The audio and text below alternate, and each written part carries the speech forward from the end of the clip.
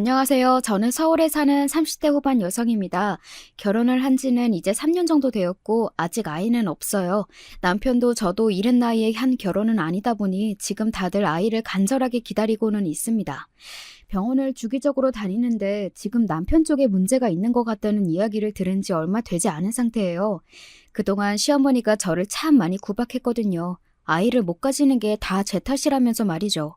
여자는 나이를 먹으면 임신이 안 되는 게 당연한 게 아니냐고요. 요즘 같은 세상에 그런 게 어디 있느냐고 그런 말들은 많이 하지만 그래도 아직은 어른들은 그렇게 생각하는 경우가 많기는 하잖아요. 아직도 소식이 없는 게 말이 되니? 내일 모레면 너 마흔이다, 마흔. 이제는 진짜 가져야 한다고. 저도 아는데 일부러 안 가지는 게 아니잖아요. 아이고, 속도자. 내가 이래서 나이 많은 며느리 싫다고 그렇게 반대를 했던 건데 이런 얘가 뭐가 좋아서. 저한테 문제가 있는 게 아닐 수도 있는데. 무조건 여자 문제지. 네가 나이가 많잖아. 남편은 저와 동갑이었거든요. 우연히 동네 독서 모임에서 만나 연애를 하고 결혼했습니다. 둘 다 독서라는 취미를 가진 것도 그렇고 양쪽 집안의 외동딸, 외동아들이라는 것도 같았고 집안 형편이나 그리고 학벌 가지고 있는 직장의 수준 그런 것들이 정말로 비슷했어요. 그러다 보니 대화가 잘 통했습니다. 불같은 사랑을 한 건 아니었지만 남편과 있으면 마음이 편했어요. 남편도 그런 것 같았고 말이죠. 다만 한 가지 거슬렸던 게 남편이 조금 가부장적인 성향이 있는 것 같아 보이는 점. 이기는 했지만 제 앞에서 티를 많이 내지 않으려 노력한다는 점에서 그게 잘못됐다는 건 아는 것 같아서 그냥 넘겼던 기억이 있습니다. 그걸 그냥 넘겨서는 안 되었던 건데 말이죠. 연애 기간이 짧았기 때문에 더 깊은 속내나 다양한 모습들을 볼 수 없긴 했었습니다. 연애를 하고 4개월쯤 지났을 때 이미 양측에서는 결혼 이야기가 나오고 있었거든요. 저희 나이가 나이이니만큼 서두를 수밖에 없는 분위기기는 했어요. 아마 그게 또 하나의 실수였다고 지금은 그렇게 생각하고 있습니다. 연애도 좀 길게 해보고 하면서 상대의 성격이나 성향 같은 걸 조금 더 알아가는 시간이 필요했었던 것 같아요. 남편과 저는 서로에 대해서 너무 모르는 채로 결혼을 했으니까요. 그 결과 이 사달이 난 거라고 말이죠. 이제부터는 제 결혼이 파탄 직전까지 가게 된 그 이유와 상황에 관해 이야기해 드릴게요. 나름대로 흥미진진한 이야기니 마지막까지 함께 해주시면 감사하겠습니다. 시어머니는 처음부터 저를 마음에 들어하지 않기는 했습니다. 하지만 제 조건이 어디에 빠지는 조건이 아니기도 했고 게다가 남편도 나이가 있었기 때문에 그냥 서둘러 결혼하는 것을 선택한 거죠. 그러니까 결국 본인도 허락을 한 결혼이었어요. 나이가 많은 게 너무 흠이긴 해. 아무래도 아이를 생각하면 그런 생각이 들 수밖에 없다. 내가 이런 말 하는 거 기분 안 나쁘지? 안 나쁘겠냐고요. 사람 면전에 대놓고 그런 이야기를 하는데 당연히 기분이 나쁘죠. 하지만 저는 그냥 웃어 보였던 것 같아요. 당시에 이런 시어머니가 생기는 건 좀 아닌가 하는 생각을 하지 않은 건 아니었지만 약간 그런 거 아시나요? 거의 생각할 시간 없이 떠밀리듯 결혼을 준비하고 하고 그런 거 말입니다. 그리고 무엇보다 저희 엄마가 너무나 좋아하셨어요. 사람이 인물도 좋고 예의도 바르고. 그렇게 좋아? 당연히 좋지. 나는 네가 결혼을 안 할 건가 하고 포기하고 있었는데. 엄마가 이렇게까지 좋아할 줄은 몰랐네. 이제 나는 걱정 하나도 없다. 빨리 아기나 가져. 신혼생활 즐긴다 그런 소리 하지 말고. 알겠지? 아이, 뭐가 그렇게 급해. 네 나이가 급한 나이야. 그리고 그동안 충분히 즐기며 살았으니까 이제 엄마가 되는 삶도 한번 살아봐. 그리고 엄마도 손주를 무척이나 바라셨고요. 나이 많은 딸을 둔 엄마는 어쩔 수 없이 약자가 되는 모양이더라고요. 안 그런 것 같아도 결혼을 준비하는 모든 과정에서 엄마가 을, 시어머니가 갑처럼 느껴진다는 생각을 계속했었고 말입니다. 그런 상황에서 이 결혼을 다시 생각해봐야겠다 뭐 이런 말을 쉽사리 꺼낼 수 없었어요. 엄마가 너무 슬퍼할 게 눈에 뻔히 보였기 때문이었습니다. 혼수나 예단 같은 것도 시댁이 하자는 대로 다 맞춰서 했어요. 뭐 엄청나게 말도 안 되는 정도로 요구하신 건 아니었지만 그래도 무리해야 하는 정도이긴 했습니다. 하지만 두말 않고 했어요. 엄마가 그러고 싶어 하셨거든요. 그렇게 더 약자로 시작한 결혼은 어쩌면 시작 단추부터 잘못 끼운 게 아닐까 싶어요. 누구 하나 약자랄 거 없이 동등한 위치에서 하는 결혼이어야 했었는데 말입니다. 그렇게 첫 단추부터 잘못 끼워진 제 결혼 생활은 시작부터 그다지 순탄하지는 못했습니다. 오늘 집에 와서 청소 좀 하거라. 네? 제가요? 그러면 여기에 누가 더 있니? 내가 너한테 하는 말이지 누구한테 하는 말이겠니? 너는 가만 보면 좀 멍청해.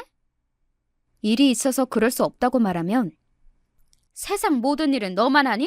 어? 그 회사 좀 다니는 게 무슨 그렇게 대단한 일이라고 시어머니한테 유세를 부려? 아니, 그게 아니라 빠질 수 없는 중요한 일이라서 그래요. 나는 뭐 중요한 일이 아니니? 청소가요? 너무 어이가 없어서 그렇게 되물으면 빽 하고 소리를 지르고는 끊었습니다. 사실 저도 고분고분한 며느리가 아니기는 했어요. 시어머니는 저를 한번 길들여 보려고 했는데 마음처럼 그게 되지 않는 것 같으니 저에게 더더욱 심술을 부리셨고 말입니다. 하지만 그럼에도 저는 져줄 생각이 없었습니다. 그렇게 한두 번 지다 보면 언젠가 그 말을 다 들어줘야 하는 날이 올 거라는 걸 알고 있었거든요. 너는 어떻게 한 번을 그냥 순순히 내 말을 안 듣니? 어? 어머님이 너무 말도 안 되는 요구를 하시니까요. 내가 뭐가 그렇게 말도 안 되는 요구를 해? 회사에 중요한 미팅이 있다는데 와서 청소나 음식을 하라 하시질 않나. 저 출장 간다는데 갑자기 할 말이 있다고 오라고 하시질 않나. 그걸 제가 어떻게 들어드려요? 한 번쯤은 집에 중요한 일이 있다고 하고 회사를 빠지면 되는 거 아니냐? 중요한 일이에요? 정말 별 시답지 않은 이유로 사사건건 불러낸다는 걸 이미 저도 알고 시어머니도 알고 또 저도 알고 있다는 걸 시어머니도 알고 있었어요. 그런 제 말에 따로 다른 대답을 하지는 않았지만 굉장히 분해한다는 걸 알고 있었습니다. 지금 와서 생각해봐도 정말 어이가 없네요. 그게 왜 분한 건지 말이죠. 시어머니는 그날 이후로 저에 대한 공격이 더 심해졌습니다. 뭐 공격이라는 말이 조금 그럴 수 있기는 한데 그건 공격이라는 말 말고는 다른 말을 쓸 수가 없을 정도였어요. 병원은 갔니? 내일 가요. 너는 이렇게 급한 게 없니? 병원 내가 진작에 가보라고 했잖아. 그 병원이 유명한 병원이라 그런지 예약이 다 차 있어서 내일이 가장 빠른 날이었어요. 전화는 더 일찍 했죠. 너는 어떻게 한마디도 안 지니? 아니, 그게 제가 이겨먹으려고 한 말이었냐고요. 정말로 순전히 사실 아니냔 말입니다. 그런데 사실을 이야기한 것만으로도 저는 시어머니에게 말대꾸를 하는 며느리가 되었어요. 언제나 말이죠. 그래서 한 번은 말을 하지 않았던 적도 있습니다. 다음에는 갈비찜을 좀 하자. 네. 내일 파김치 담글 거니까 집에 와서 좀 돕고. 네. 너 지금 나한테 반항하니? 네? 그렇게 내내 거리기만 할 거면 너랑 나랑 대화를 왜 하니, 어? 제가 대답을 아예 안 한 것도 아니고 하기 싫고 왜 해야 하는지도 모르겠지만 또 화를 내실까 봐 꾹 참고 네네 한 건데 그거 가지고도 그렇게 토를 타시더군요. 정말 어느 장단에 맞춰야 할지 모르겠다는 생각을 시어머니를 만날 때마다 했던 것 같아요. 그러다 보니 당연히 시어머니를 만나는 일은 저에게 굉장한 스트레스가 되었습니다. 하루는 그 문제를 남편에게 이야기했던 적이 있어요. 제 편을 들어달라고 그랬던 게 아니라 남편도 이 문제를 알고 있어야 한다고 생각해서 이야기한 거였습니다. 물론 제 편을 들어야 한다고는 생각했어요. 누가 봐도 시어머니가 억지를 부리고 있는 거였으니까요. 하지만 남편은 제 예상과는 완전히 다른 태도를 보이더군요. 당신이 그렇게 다 이겨먹어야겠어? 그것도 어른인데? 내가 뭘 이겨먹어? 그냥 좀 져주면 안 되나는 이야기야. 회사에 가지 말고 시댁에 가서 청소를 해야 한다는 소리야? 당신 말은? 한 번쯤은 그럴 수도 있는 거 아니야? 당신은 당신 엄마를 몰라? 나는 당신보다 훨씬 짧은 시간을 봐도 알겠다. 한 번으로 끝날 뿐이 절대 아니라는 걸. 남편이 그 누구보다 잘 알고 있을 게 분명했습니다. 한 번이 두 번이 되고 세 번 된다는 것을 말이죠. 하지만 본인이 골치가 아프니 그냥 모르는 척하고 또 제 탓을 건 거겠죠. 그런 사람이라는 걸 몰랐는데 말입니다. 아니, 좀 그러면 어때? 그러면 어때? 당신은 그럼 우리 아빠가 어디 가자고 뭐 하라고 회사 일 하지 말고 좀 오라고 하면 갈 수 있어? 나랑 당신이랑 같아? 뭐가 다른데? 나는 아들이잖아. 그게 뭐? 나도 우리 집에서는 하나밖에 없는 귀한 딸이야. 아휴, 말을 말자. 자기가 말문이 막히니 그런 식으로 회피하더군요. 그때 처음으로 생각했던 것 같습니다. 아, 나 결혼 잘못한 것 같다. 이 결혼은 아니다 하는 생각 말이죠. 그렇다고 바로 이혼하거나 같이 못 살 것 같다는 말을 한 건 아니었어요. 저는 그들과는 달리 생각이라는 걸 하고 사는 사람이었기 때문에 그런 문제로 이혼을 너무 가볍게 봐서는 안 된다는 걸 너무 잘 알고 있었습니다. 하지만 무의식 중에 알았던 것 같아요. 나는 이 남자와 오래 함께 살 수 없겠다는 사실은 말입니다. 그 이후로도 크고 작은 일들이 참 많았습니다. 반찬 좀 가져가라. 오늘 제가 회식이 있어서 주말에 가지러 가면 안 될까요? 회식? 그러면 남자 직원들이랑 같이 술을 먹는다는 이야기 아니냐? 네, 회사에 남자 직원들도 있으니까요. 어디서 결혼한 여자가 다른 남자들이랑 술을 먹으러 다녀? 너 지금 제정신이냐? 제가 묻고 싶은 말이었어요. 지금 제정신으로 하시는 소리냐고 말이죠. 하지만 시어머니는 막무가내였습니다. 아마 이 대목에서 이 사연을 들으시는 많은 분들이 하나 궁금해하실 게 있으실 것 같습니다. 그러면서 회사를 그만두라는 소리는 왜 안 하냐 하는 건 말이죠. 시어머니는 그 누구보다 가부장적인 분이셨고 제가 일하는 걸 싫어하셨지만 그래도 그만두라는 말은 절대 못 하셨어요. 그 이유는 명확하고 단순했습니다. 바로 돈 때문이었어요. 시어머니는 돈을 굉장히 밝히는 사람이었거든요. 요즘 혼자 벌어서 되나요? 그리고 이 사람이 버는 월급이 저만큼은 되는데요. 너만큼 받는다고? 제가 왜? 저보다 연차가 높기도 하고요. 아무튼 그만두기에는 너무 아깝죠.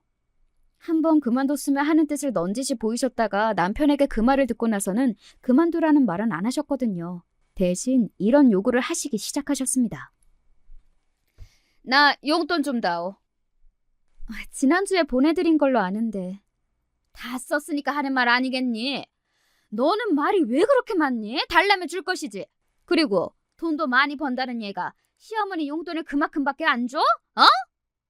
시어머니 용돈 안 주는 친구들도 많았어요. 저희야 뭐 결혼하기 전에 남편과 각자 얼마씩 시댁과 친정에 드리자 이렇게 이야기를 하고 드리고 있는 거였지만 그게 당연한 건 아니라고 생각했습니다. 그리고 그렇게 당당하게 용돈을 달라고 하는 걸 왜 저한테 전화해서 하냔 말입니다. 남편이 자기 자식인데요. 어머님이 용돈 좀 더 달라셔. 지난주에 안 드렸어? 다 쓰셨대. 남편은 고개를 갸웃하고서는 시어머니에게 바로 전화를 했습니다. 아마 남편 딴에는 그 돈을 벌써 다 썼다고 며느리에게 전화를 해서 더 달라고 하니 무슨 일이 있나 하는 걱정이 들었던 것 같아요. 하지만 시어머니는 무슨 일이 있는 게 아니었고 그냥 며느리에게 더 돈을 받아내고 싶었던 건데 말이죠. 너는 그걸 쪼르르 네 남편한테 이야기하니? 시어머니 용돈 더 주는 게 그렇게 싫어? 그냥 주면 되지 뭘 그렇게 말도 많고 유난을 떨어, 어? 그이한테 전화해서 달라고 하세요. 뭐? 어머니 자식은 따로 있으시면서 왜 돈이 필요할 때 저를 찾으시는 건지 저는 잘 이해가 안 돼서 그래요. 언제는 회사 그거 뭐가 그렇게 대단하냐 하시더니 제가 그 회사에서 받아오는 돈이라는 건 알고 계시는 거죠? 이년이 정말 한마디를 안 줘? 한마디도 안 진 건 절대 아니었습니다. 제가 사연을 쓰다 보니 저와 시어머니가 마찰이 있었던 경우만 쓰고 있어서 모든 말이 대꾸하는 것처럼 보이실 수도 있는데 대부분은 아무 말을 하지 않고 받아들였어요. 시어머니가 맞다고 생각해서 그런 게 아니라 그 뒤에 시끄럽게 소리를 지르는 시어머니의 모습을 보고 싶지 않아서 그랬던 거긴 하지만요. 저는 원래 맞벌이를 하면 집안일도 동등하게 하고 각자 시댁이나 친정은 각자가 챙기고 뭐 그렇게 살 생각이었는데 저로서는 굉장히 많이 양보하고 있는 거긴 했습니다. 한 달에 한 번 정도 불러내서 집안일을 시켜도 그러려니 하고 했고 제사가 있는 날이면 가능하면 월차를 썼고 그리고 시어머니나 시아버지 생신 때도 성심성의껏 준비를 했고 말이죠. 다시 생각해도 저는 정말 할 거 이상으로 다 했어요. 그럼에도 불구하고 시어머니는 요만큼도 나아지는 게 없었지만요. 저는 제가 잘하면 조금은 달라질 거로 생각했거든요. 그런데 저를 좋게 볼 마음이 아예 없는 사람에게는 그게 아무런 소용이 없다는 걸 시어머니와 여러 가지 일을 겪으며 너무 확실하게 알게 되었던 것 같아요. 그렇게 시어머니와 전쟁 아닌 전쟁은 계속되었습니다. 뭐 사실은 시어머니 혼자만의 전쟁이기는 했어요. 저는 물론 스트레스를 받기는 했어도 시어머니를 괴롭혀야지, 미워해야지 하는 생각은 없었기 때문에 그 순간만 조금 짜증나고 힘들 뿐 아무 생각이 없었거든요. 아마도 시어머니는 제가 힘들어하지 않는 것 같으니 더 약이 올랐던 것 같아요. 너는 내가 안 무섭냐? 하루는 그렇게 묻더군요. 어른이시니까 당연히 어렵고 그래도 무섭지는 않은데요. 제가 어머니 무서워하면 좋겠어요? 가족끼리 그러면 안 좋은 거잖아요. 그래도 어느 정도는 어른 무서운 줄은 알아야지. 시어머니는 아마도 제가 자신을 우습게 본다고 생각하는 것 같았습니다. 저는 하늘에 맹세코 그랬던 적이 없었거든요. 다만 너무 억지를 부리신다, 너무 가부장적이시다, 뭐 그런 생각은 늘 했지만요. 하지만 그건 사실이기는 하잖아요. 그러다 결국 일이 터졌습니다. 그 일을 계기로 지금 저와 남편은 별거 아닌 별거 중이고요. 아마 이대로 이혼까지 가지 않을까 싶기는 해요. 우선 제가 마음이 너무 떠서 더는 남편과 함께 살고 싶은 마음이 없거든요. 그날은 시어머니가 오전부터 저희 집을 찾아온 날이었어요. 원래 그럴 계획이 없으셨는데 갑자기 아침 일찍부터 전화가 와서는 우리 집에 오시겠다고 하는 겁니다. 반찬을 가져다 주겠다면서요. 사실 저는 시어머니의 그 속내를 이미 다 알고 있기는 했어요. 그때쯤 계속 저희 집을 자주 찾아왔거든요. 시도 때도 없이 전화해서 오늘은 무슨 이유로 집에 좀 가겠다, 오늘은 이걸 가져다 주러 가겠다고 하면서 저를 귀찮게 했고 말이죠. 그러다 어느 날은 말끝에 이런 이야기를 하더군요. 그냥 이럴 거면 집 비밀번호를 말해주는 게 낫지 않겠니? 딱 예상하던 그대로의 말이라 전혀 놀랍지는 않았어요. 그런 이유로 저를 일부러 더 귀찮게 한다는 것쯤은 충분히 예상할 수 있었거든요. 바보가 아니라면 말이죠. 하지만 저는 그럴 생각이 전혀 없었습니다. 그건 그러지 않는 게 좋을 것 같아요. 왜? 시어머니가 집에 오는 것도 싫어? 그렇게 하지 않기로 이미 그이랑 이야기 다 마쳤고요. 저희 엄마도 저희 집 비밀번호는 모르시거든요. 그리고 묻지도 않으시고요. 주인들 없는 집에는 가는 거 아니라고요. 제가 그렇게까지 딱 자르니 별 말은 하지 못하셨습니다. 다만 굉장히 짜증나는 얼굴을 하기는 하셨어요. 친정 엄마도 모른다고 하니 뭐 어쩌겠어요? 하지만 시어머니는 포기하지 않으셨습니다. 제가 귀찮아서 알려주기를 바라는 것 같았어요. 그리고 그걸 알아내면 아마 시도 때도 없이 와서는 온갖 것을 다 간섭하실 분이라는 걸 알고 있었기 때문에 더더욱 절대 알려주고 싶지 않았습니다. 그냥 알려드리면 안 돼? 제가 절대 안 알려줄 것 같아 보이자 이번에는 남편에게 전화해서 알려달라고 한 모양이더라고요. 사실 남편과는 그전에 그 문제로 이야기를 나눈 상태였기 때문에 남편도 알려주지 않고 저에게 그렇게 물은 거였습니다. 남편의 그 질문에 제가 정색을 했어요. 절대 안 돼. 당신은 당신 어머니 성격을 몰라? 한 번 알려드리고 나면 아무 때나 오셔서 온갖 걸 다 간섭하려 하실 텐데 나는 절대 싫어. 나 스트레스로 이 집 나가는 걸 보고 싶으면 그렇게 해. 제가 그렇게 단호하게 나가니 남편도 어쩔 수 없다는 듯 수긍하고 받아들이기는 했어요. 그리고 남편 본인도 사실은 알려주기 싫었을 거라고 생각합니다. 저는 남편도 자신의 어머니를 귀찮아하는 걸 알고 있었거든요. 너무 사사건건 간섭을 하시는데 그렇지 않기란 사실 어렵기는 했어요. 물론 그럼에도 자신의 어머니이니 싫은 소리는 못했지만 말입니다. 남편은 그런 사람이었습니다. 자신의 어머니가 잘못되었다는 것을 알면서도 절대 싫은 소리는 못하는 사람 말이죠. 그래서 저에게 늘 당신이 한 번만 봐드리면 안 되냐, 당신이 한 번만 이해해주면 안 되냐, 양보하면 안 되냐 이런 말을 했고요. 어떻게 보면 남편도 불쌍하기는 하네요. 뭐 중간에서 행동을 잘하지 못한 건 못한 거고 말이죠. 그냥 비밀번호를 알려주면 얼마나 좋아? 이렇게 번거롭게 매번 안 물어봐도 되고. 왜 그렇게 고집을 부리는 건지 모르겠구나. 반찬은 제가 시간 날 때 댁으로 가지고 가도 되는 거고요. 왜 매번 이렇게 번거롭게 본인이 직접 오세요? 라는 말을 하려다 삼켰습니다. 고집 한번 더럽게 세다 세. 이번에도 제가 알려줄 것 같지 않자 시어머니는 빈정이 상하게 확 보였습니다. 그러고는 갑자기 밭소 쪽으로 저벅저벅 걸어가시더니 밥솥을 확 열더군요. 왜 밥이 없냐? 저희 원래 아침 안 먹어요. 제 그 말에 시어머니의 표정이 갑자기 굳었습니다. 그러고는 인상을 팍 쓰더니 날카로워진 목소리로 저에게 물었어요. 뭐? 그게 무슨 소리야? 원래 아침을 안 먹는 게 어디 있어? 아시다시피 저희 두 사람은 둘 다 맞벌이를 하고 있었고 그리고 남편이 먼저 저에게 이야기했었거든요. 자기는 아침밥을 먹으면 속이 더부룩하고 또 졸리기도 해서 오전 업무 시간에 집중하지 못한다고요. 그래서 학창시절 때도 아침밥은 안 먹었다고 말이죠. 공부에 방해가 되어서요. 그이가 아침 먹으면 일하는데 졸려서 안 먹는다고 그래서 학교 다닐 때도 안 먹었다고 하던데요. 시어머니는 제 그 말에 멈칫했습니다. 아마 그 말이 맞을 겁니다. 그리고 그렇다면 시어머니는 그 사실은 모를 리 없을 것이고 말이죠. 순전히 저에게 뭔가 하나라도 트집을 잡기 위해서 시작한 말이었을 겁니다. 그건 그때인 거고 이제 나이도 들었고 밥심으로 일을 해야 할 텐데 우리 아들은 아침밥을 안 차려준다는 말이니? 말을 그렇게 했어도 네가 알아서 차렸어야지. 저도 출근해야 하고 정신이 없어서 물어보고 먹겠다고 하면 방법을 생각해 볼게요. 뭐? 방법을 생각해봐? 어쩌겠다는 말이야? 뭐 아침을 배달이라도 시키겠다는 말이니? 너는 그렇게 네 남편 아침밥을 차려주기가 싫니? 그놈의 밥 안 먹으면 죽는데요? 그리고 제가 집에서 살림만 하는 사람도 아니었고요. 너는 제대로 하는 게 대체 뭐냐? 임신도 못해. 남편 내조도 못해. 도대체 이런 걸 어디서 데리고 와서는 결혼을 한 거야?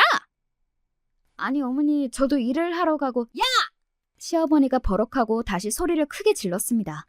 아마 말이 길어지면 저에게 논리적으로 먹히지 않는다는 것 때문에 먼저 선수를 친 것도 있겠지만 매번 반박을 당하니 화가 난 것도 있을 겁니다. 하지만 시어머니는 그 이후로 해서는 안 되는 말과 해서는 안 되는 행동을 하셨어요. 거기까지 가서는 안 되었던 건데 말이죠. 네 애미가 그렇게 가르쳤어? 그따구로 가르치던? 부모님을 건드리기 시작한 겁니다.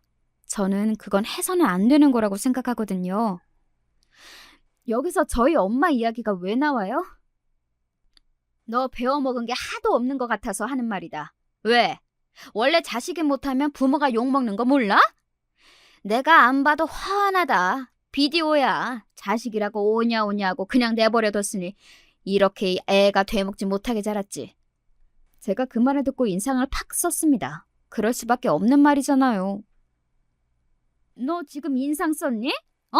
인상 썼어? 어머니가 말도 안 되는 소리를 하시잖아요. 이렇게 막 대먹고 버릇도 없고 내가 너 같은 년을 며느리로 들인 게 천추의 한이다. 한! 어? 저한테 막 하시는 건 괜찮은데 저희 엄마한테 하신 말씀은 사과하세요. 뭐? 사과하시라고요. 어디서 이렇게 되먹지도 못한 년이? 시어머니는 그렇게 이야기하고서는 저에게 다가와 제 뺨을 올려쳤습니다. 정말 순식간에 일어난 일이기도 했지만 워낙 세게 맞아서 그런지 정신이 하나도 없어 멍한 기분이 들더군요. 순간적으로 지금 여기가 어디고 내가 뭘 하는 건지 그런 생각이 들 정도였으니 말입니다. 지금 이게 뭐 하는 짓이야? 그건 정말 예상하지 못했던 순간이기는 했습니다. 엄마와 남편이 우두커니 서서 저와 시어머니를 보고 있더군요. 남편이 앞에서 엄마와 만나서 집 안으로 들어온 겁니다. 그래서 그 장면을 목격을 하게 된 거고 말이죠. 우리 딸을 왜 때려? 이게 다 무슨 일이에요? 어머니 무슨 일인데 이러신 거예요? 엄마와 남편이 물었습니다. 엄마는 이성이 끊어진 것 같아 보였고 남편도 상당히 당황한 것처럼 보이기는 했어요. 그리고 시어머니도 굉장히 당황한 것 같아 보였습니다. 거기서 무슨 이야기를 할 수 있겠냐고요. 자기 아들 아침밥을 안 차려준다고 뺨을 때렸다고 할 거냐고요. 지금 말 안 해요? 네? 우리 애 왜 때렸냐고? 시어머니가 숨을 몰아쉬더니 뭔가 결심을 한 듯 엄마를 바라봤습니다. 그리고 시어머니의 입에서 나온 말은 충격 그 자체였어요. 맞을 만하니까 맞은 거겠죠. 제가 너무 어이가 없어서 입을 떡 벌리고 시어머니를 바라봤던 것 같아요. 맞을 만한 일도 아니었지만 그렇다고 해도 사람을 때리는 것 그 어떤 이유에서도 정당화될 수 없는 문제잖아요. 뻔뻔하게 나가기로 한 사람처럼 고개를 들고 엄마를 보고 있더군요. 엄마는 그런 시어머니의 태도에 더 화가 난 것 같았습니다. 그래서 그 맞을 만한 일이 뭔데요? 드러나 봅시다. 내 딸을 때린 이유. 장모님 일단 진정을 하시고. 내가 지금 진정을 하게 생겼나? 어? 이 꼴을 보고도? 지금 우리 아들한테 소리 질렀어요? 고작 소리 지른 게 뭐요? 사돈은 우리 딸을 때려놓고. 그러니까요. 본인은 저를 때려놓고서는 우리 엄마가 남편에게 큰 소리를 좀 냈다고 그렇게 화를 내는 게 어이가 없었습니다. 엄마의 그 말에 시어머니가 입을 다물더군요. 엄마는 저를 보며 물었습니다. 사돈은 이야기 안 해줄 것 같으니 네가 이야기해봐라. 너 무슨 잘못을 했길래 아침 대바람부터 뺨을 맞았어? 어? 그게 사실 거기에 대고 아침밥을 안 차려줬다고 맞았다라고 하기가 너무 마음이 그렇더라고요. 그런 이유로 제가 맞았다고 하면 엄마가 너무 속상하고 슬퍼할 게 뻔했기 때문이었습니다. 그래서 우물쭈물하고 있는데 엄마가 그런 제 모습을 보고 다시 한번 소리를 버럭 질렀어요. 저도 사실 그렇게까지 화가 난 엄마의 모습은 처음 보기는 했습니다. 어서 말 안 해? 그게 아침밥 때문에. 뭐? 아침? 엄마가 어이가 없다는 듯 순간 멍한 얼굴이 되었습니다. 왜 아니겠어요. 아침밥 때문에 딸내미가 시어머니에게 뺨을 맞았다는 데 말입니다. 그 모습을 가만히 보고 있던 시어머니가 재빨리 나섰습니다. 본인이 생각해도 그건 너무 말도 안 되는 이유기는 했나 보죠. 꼭 그것 때문만은 아니고 그간 얘가 나한테 버릇없이 했던 것들이 다 누적이 된 거죠.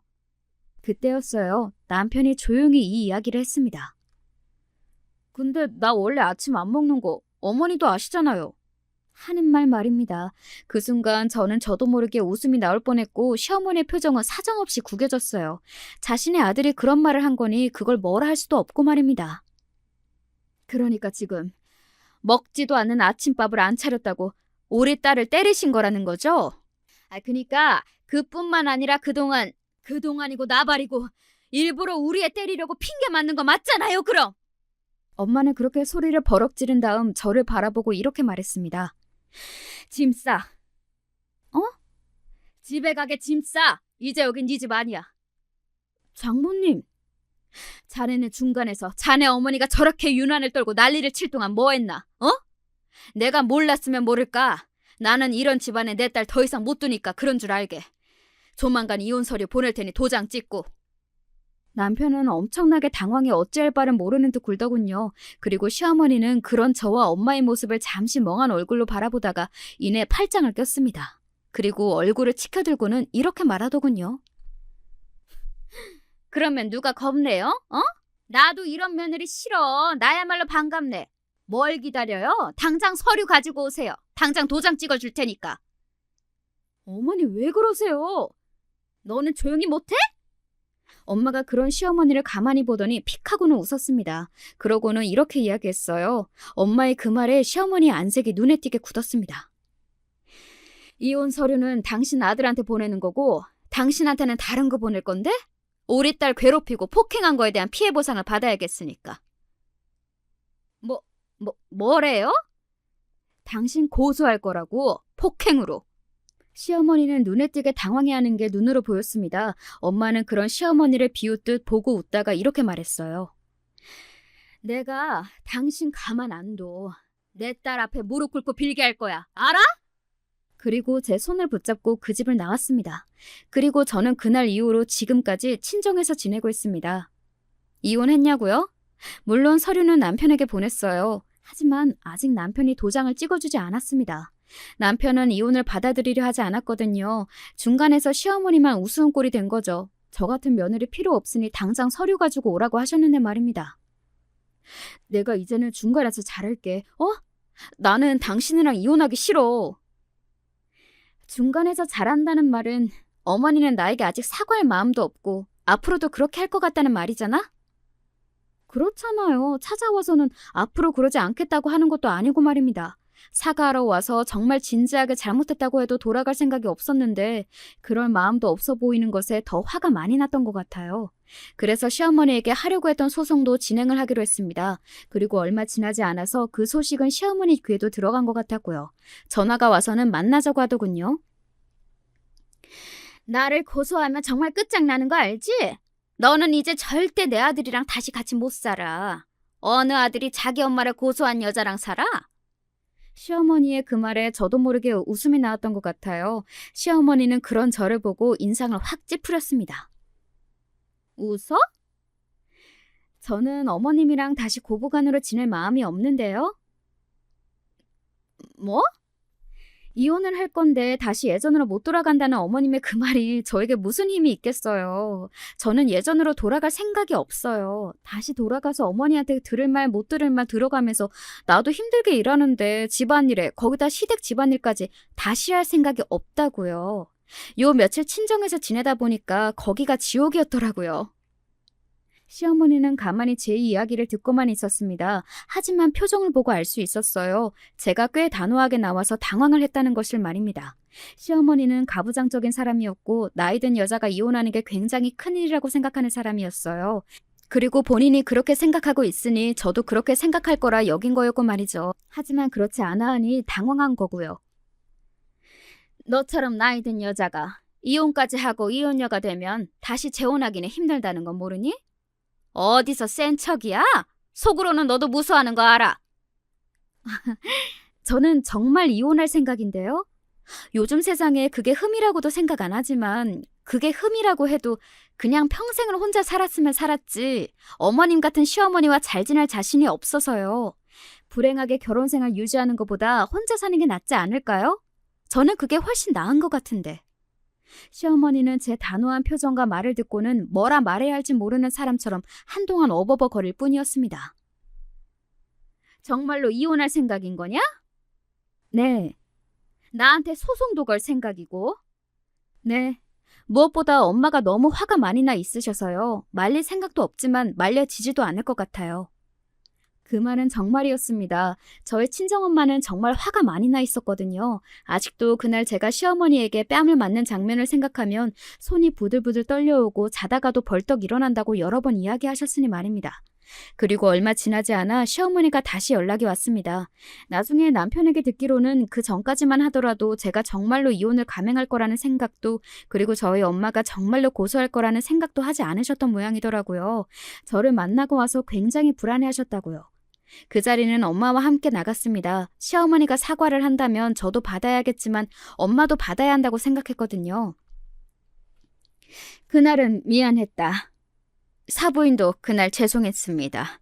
다시는 그런 일 없을 테니까 사과 받아주고 다시 집으로 들어오거라. 응? 말은 그렇게 했지만 시어머니의 태도는 아직 어딘가 정말 진심으로 사과하고 반성을 하는 사람의 모습은 아닌 것으로 보이기는 했습니다. 엄마도 그런 걸 느낀 것 같더라고요. 시어머니를 가만히 보던 엄마가 물었습니다. 뭘 잘못하셨는데요? 그날 일 말입니다. 엄마의 그 질문에 시어머니는 약간 이를 악무는 것 같이 느껴졌어요. 그리고 저는 생각했습니다. 시어머니가 잘못한 건 그날일 뿐만이 아닐 텐데 콕 집어서 그날 일만 이야기하는 게 어딘가 기분이 나쁘다고 말이죠. 그날이요? 그래, 그날 일. 어머님이 저한테 잘못하신 건 그날일 뿐만이 아니잖아요. 제 그 말에 시어머니의 미간이 찌푸려지는 게 보였습니다. 본인이 적당히 사과하면 제가 또 냉큼 그 사과를 받을 줄 알았나 보죠. 그동안 몇 번이나 나는 아쉬울 게 없다고 이야기했었는데 그걸 진심으로 들은 게 아닌 건지 아니면 아직도 자존심을 못 죽인 건지 말입니다. 꼭 그걸 하나하나 다 따지고 들어야겠니?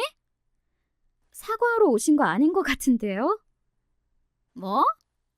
잘못을 인정하고 진심으로 사과하시는 분의 태도라고 저는 전혀 느껴지지 않아서요. 사과하러 온 것만으로도 대단하다고 생각해야 하는 거 아니니? 어머님이 잘못하신 건데 그게 뭐가 대단해요? 당연한 걸 하는 거 아니세요? 시어머니는 그런 제 말에 입을 앙다문 채 아무 말이 없더군요. 제가 이렇게 나올 줄은 몰랐나 보더라고요. 그냥 사과를 하면 아이고 어머님이 저한테 사과를 다 해주시고 이렇게 받아들일 줄 알았나 봐요. 기어코 이혼을 하고 나한테도 소송을 걸겠다는 말이니? 저는 처음부터 그럴 생각으로 그날 그렇게 나온 거라니까요. 제가 그냥 하는 말인 줄 아셨어요? 너는 겁도 안 나니? 여자 혼자 사는 게? 어머니 며느리로 살 날들이 더 겁나는데요. 그 말은 정말 진심이었습니다. 저는 시어머니의 며느리로 더 살아갈 생각만 하면 자다가도 벌떡 일어날 지경이었어요. 얼마나 노이로자가 되었으면 그랬을까요? 아마 이 정도의 말만 들으셔도 저희 시어머니가 어느 정도인지는 다 아실 수 있을 겁니다. 내가 안 되겠어요. 가만히 듣고 있던 엄마가 나섰습니다. 시어머니가 그런 엄마를 무슨 말을 하냐는데 바라봤어요. 우리 딸이 거기 며느리로 계속 사는 꼴 절대 못 봐. 내 눈에 흙이 들어가도 못 본다고. 알겠어? 네 딸이 이혼녀가 돼도 좋다는 말이야? 네 며느리로 사는 것보단 나아. 야! 왜?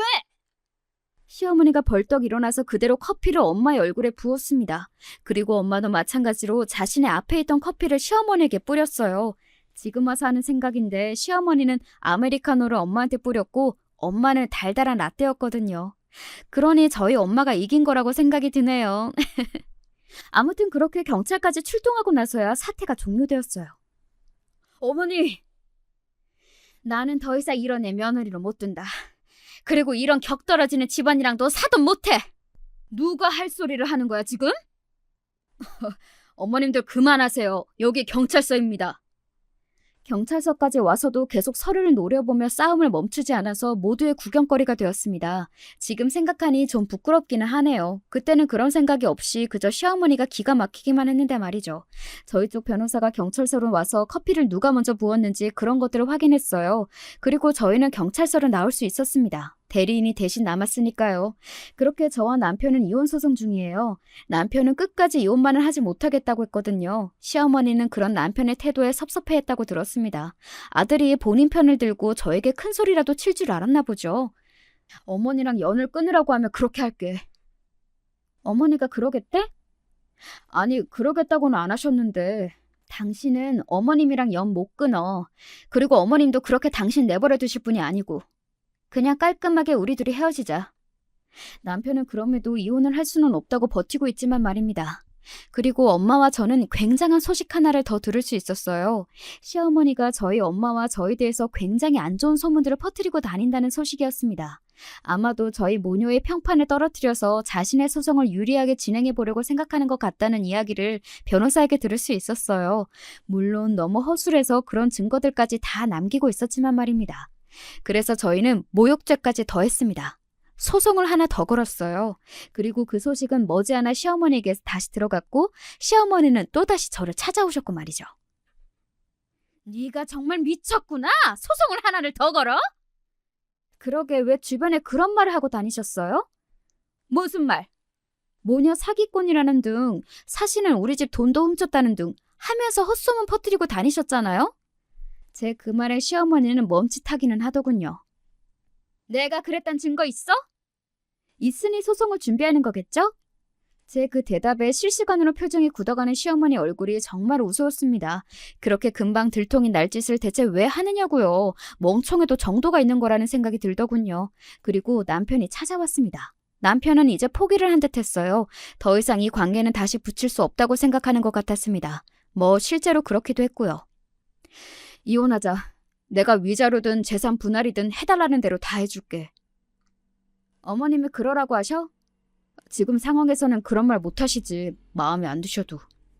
보통은 그게 일반적이기는 하지만 시어머니는 일반적인 분이 아니기는 하셨으니까요. 하지만 남편은 이제는 더 이상 다른 말을 하지 못하실 거라고 하더군요. 그렇게 저와 남편은 이혼을 했습니다. 이혼을 하고 합의금과 위자료를 달라는 대로 주겠다는 조건으로 시어머니에게 걸었던 소송도 다 취하했어요. 사실 그러고 싶지는 않았는데 그간 남편과의 정이 있으니 엄마에게도 그냥 그러자고 했습니다. 그 사람과 더 얽히고 싶지 않은 것도 있었고요. 그렇게 저와 남편의 관계는 모두 정리가 되었습니다. 그리고 얼마 뒤에 시어머니의 소식을 하나 들을 수 있었어요. 자기, 전 시어머니 이야기 들었어? 무슨 이야기요?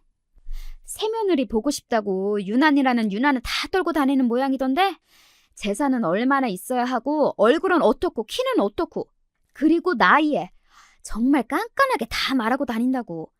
그런 게 아무리 생각해도 나는 그 기준이 자기인 것 같아. 그게 무슨 말씀이세요?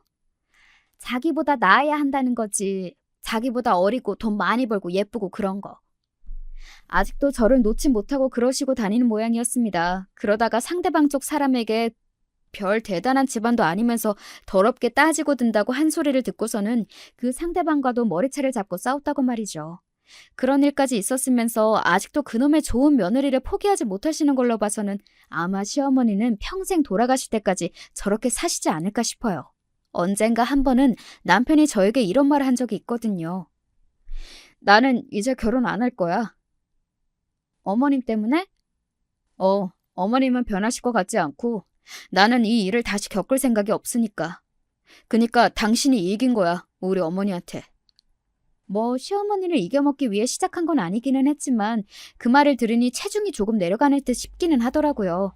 그리고 남편이 그런 생각을 하는 줄도 모르고 지금도 계속 그놈의 잘난 새며느리를 포기하지 못하는 시어머니도 무서웠고요. 사연을 마무리할 때쯤 되니 예전에 있었던 일이 하나가 더 생각이 나네요. 언젠가 시어머니가 저에게 이런 말을 했던 적이 있어요. 너만 아니었어도 나는 더 좋은 며느리 얻었다. 그거 알고 너는 평생 감사하며 살아. 알겠어? 그때는 그냥 참고 넘겼는데 그리고 진심이라고는 생각 안 했거든요. 저를 기를 죽이려고 하는 거거나 기분을 상하게 하려고 더 일부러 그렇게 말하는 거라고 그때는 그렇게 생각했었는데 지금에 와서야 그게 정말 시어머니의 진심이라는 걸 알게 된 것 같아요. 참 답이 없는 사람이라는 생각이 다시금 들었던 것 같습니다. 새 며느리 들여봐야 똑같은 이유로 나갈 텐데 들여서 뭐해?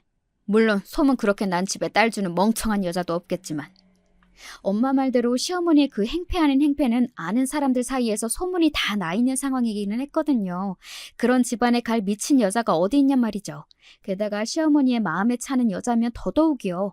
아마 정말로 저렇게 평생을 사실 거예요. 자신 때문에 더 이상 결혼은 하지 않겠다는 아들과 이미 소문이 날 대로 나서 그 누구도 자신의 딸을 소개해주지 않으려 하는 것도 모르는 채 말입니다. 그게 저는 최고의 복수라고 생각합니다. 사실 남편과 이혼 도장을 찍을 때만 하더라도 정말 진절머리가 나서 이제 다시는 결혼, 재혼 이런 건 생각도 하고 싶지 않았는데 그래도 시간이 조금 지났다고 상처가 치유되었는지 좋은 사람만 있다면 그렇게 마음을 닫아놓을 건 또 아니라는 생각이 들기는 하더라고요. 지금 당장은 아니더라도 말입니다. 저는 이제 그만 사연을 줄여야 할 것 같습니다. 이런 결말이 날 거라고 단 한 번도 생각해보지 않았던 결혼이었어요.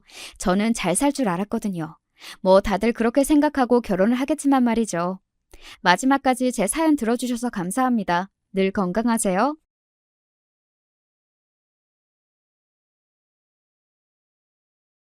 안녕하세요. 저는 중년 나이의 여자고요. 사연에 빠지다 채널을 그동안 너무 잘 들어왔는데 제 얘기도 한번 신청해 볼 수 있을까 해서 고민 끝에 사연으로 보내봅니다. 과연 소개가 될지 벌써부터 조금 떨리는 마음이네요. 제가 사연을 들을 때마다 매번 생각한 점인데요. 사람마다 정말 각양각색의 인생을 살아가지만 출발점은 다 동일하게 가족이란 것입니다. 태어나고 자란 가정에 따라 많은 것이 좌지우지 되는 것만 같아요. 그런 면에서 전 인자하신 친정엄마를 두었으니 운이 좋은 사람이라고 할 수 있겠습니다. 친가, 외가 모두 사는 형편이 좋지 못한 건 비슷했으나 친구와는 다르게 외가는 대체로 화목했어요. 외가 친척들은 형편과 상관없이 가족 사랑이 기본적으로 충만했죠. 저는 외할머니께서 옛날 분이심에도 불구하고 외숙모께 시집살이를 시키셨다는 걸 얘기조차 들어본 적이 없고요. 남아 선호사상도 별로 가지고 있지 않으셨습니다. 이런 가정에서 태어나고 자라셨기 때문에 친정엄마께서도 가정적이시고 마음이 따뜻한 분이셨던 걸지도 모르겠습니다. 제가 아주 어릴 때 형편이 넉넉지 못했지만 저와 남동생은 늘 재밌는 일상을 보냈어요. 친정엄마께선 동네 길바닥에 굴러다니는 나뭇가지 몇 개로도 기발한 장난감을 만들어주시곤 했거든요. 그리고 온 동네를 천방지축으로 쏘다니느라 옷이 더러워지고 신발이 망가져도 엄마께선 결코 이런 것 때문에 자식들을 구박하시는 법이 없었습니다.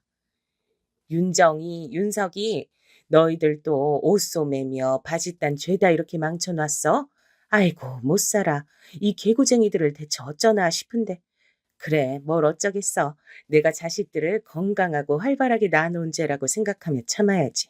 요 녀석들, 엄마가 다음 주말에 시장 가서 옷 새로 사올 테니까 이번에 갖고 싶은 옷 색깔 있음 정해놓기나 해. 알았어? 저와 남동생을 혼내시는 신용만 하셨다가 금세 배시시 웃으시며 되려 가끔은 칭찬을 해주셨습니다. 그래서 전 기죽지 않고 자라날 수 있었던 듯 싶네요. 형편이 어려웠음에도 자라나는 동안 친정엄마의 사랑 덕분에 초라해지지 않을 수 있었어요. 그러던 어느 날 엄마의 말씀에 제가 깜짝 놀랐었죠. 왜냐면 공장에 나가신다고 하셨거든요. 그 이전까진 동네 아주머니들과 자그마한 부업 일을 해가면서 지내셨습니다. 그런데 정식으로 직장을 구하시다니 그것도 바쁘고 힘들기로 지역에서 나름 정평이 났던 공장이라니 전 갑작스러운 소식에 당황스러웠지만 어째서 엄마께서 공장에 들어가기로 하셨는지 그 이유가 금세 짐작 같던 듯 싶어요. 제 생일날 엄마께서 미역국을 끓여주셨을 때 아버지께선 이렇게 비웃으셨거든요. 뭐야, 생일이야? 벌써? 참나, 대체 뭐 한 게 있다고 날짜가 벌써 이렇게 됐나 몰라. 딸 자식 생일 축하나 해줄 판국인지 아닌지도 모르겠다. 미역국을 한가롭게 처먹어도 되는지 아닌지 나한테 대답이나 해줘라. 이 빌어먹을 세상아. 원래도 친정엄마에 비해 살갑거나 다정하거나 그러지 못하셨던 분이셨어요. 제가 점점 커가면서 엄만 왜 아버지랑 결혼하셨을까 싶었을 따름이었으니까요. 하지만 아주 인정 없이 구는 분은 아니었는데 굉장히 냉소적으로 변해가고 계셨습니다. 제가 생일 선물로 받은 구두가 반질반질하게 빛나는 것을 보고는 최소 10년은 아껴 신어라 툴툴거리셨죠. 어린이 신발을 어떻게 10년 신나요? 그만큼 아끼고 살란 뜻이었습니다. 그런 선물이나 받을 때가 아니니까 정신 차리라는 차가운 눈치를 주시는 것이기도 하셨고요. 그로부터 몇 달 전에 아버지께선 실직을 하신 바 있었습니다. 그래서 당신의 지인분들께 사정해가며 이런저런 일들을 하고 계시던 중이었죠. 실직 당시엔 저나 남동생에게 말씀을 안 해주셔서 몰랐다가 서서히 알게 된 사실이었습니다. 아버지께선 실직 이후로 계속 사람이 변해가셨어요. 특히 자존심을 무척 상해하셨습니다. 내가 대관절 왜 이러고 살아야 돼? 나 이 지철이는 이러고 살 인물이 아닌데. 미치겠다. 분해서 미치겠고 속이 터져 죽겠구만. 이놈의 세상이 잘못 돌아가고 있는 게 틀림없어. 지금 당신은 그깟 자존심이 문제예요? 남한테 아쉬운 소리 해가면서 돈을 벌어야 하는 사실이 난 왜 그렇게까지 당신 자존심 건드린다는 건지 모르겠네. 당신은 자꾸만 스스로를 높게 평가하려는 게 있어요. 제발 그런 거 좀 내려놓고 살아요. 자식들 생각도 하고 살아야죠. 혼자만 좋은 부모인 척하고 싶나 본데 나라고 해서 자식들 앞에 부끄러운 아버지가 되고 싶은 줄 알아? 폼나는 가장 노릇 안 해보고 싶은 줄 아냐고.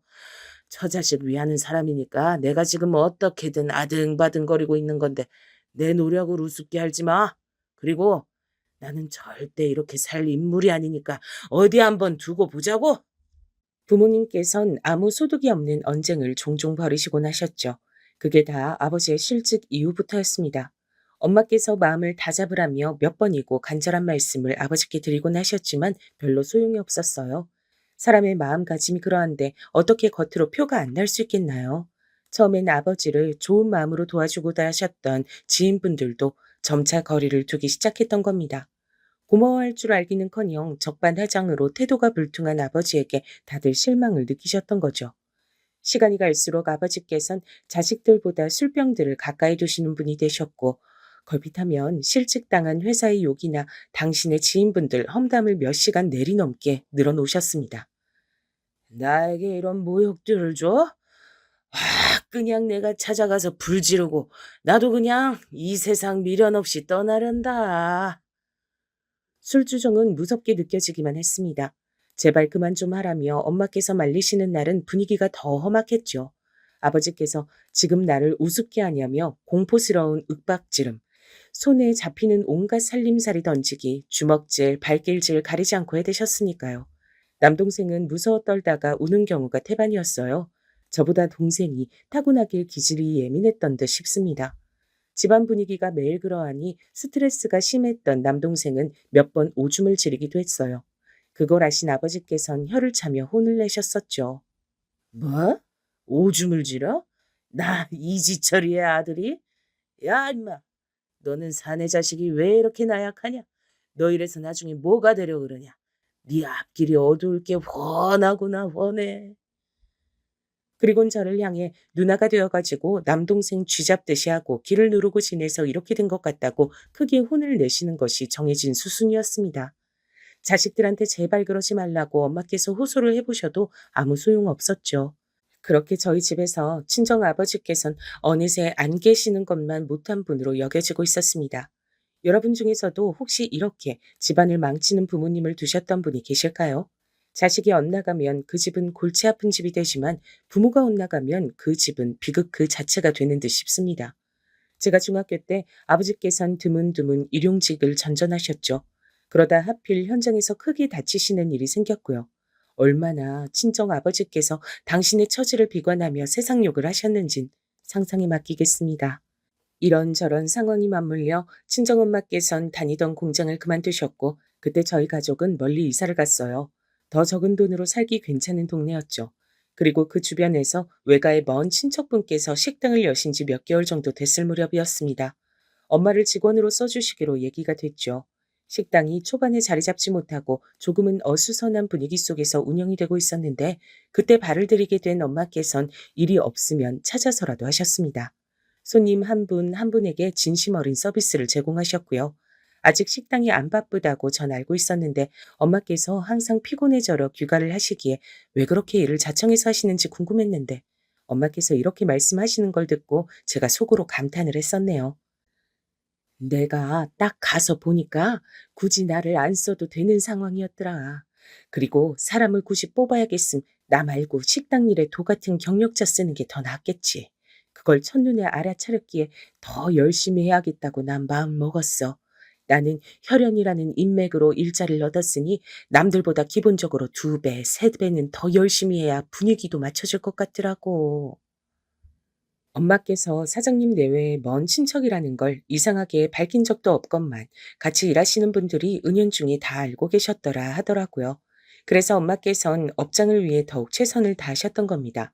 그러자 시간이 지날수록 같이 일하시는 분들이 엄마를 무척 좋아하시면서 분위기가 무척 화기애애하게 변해갔어요. 솔선수범을 하며 모든 손님께 최선을 다하는 엄마의 모습을 다들 따르기도 시작했고요.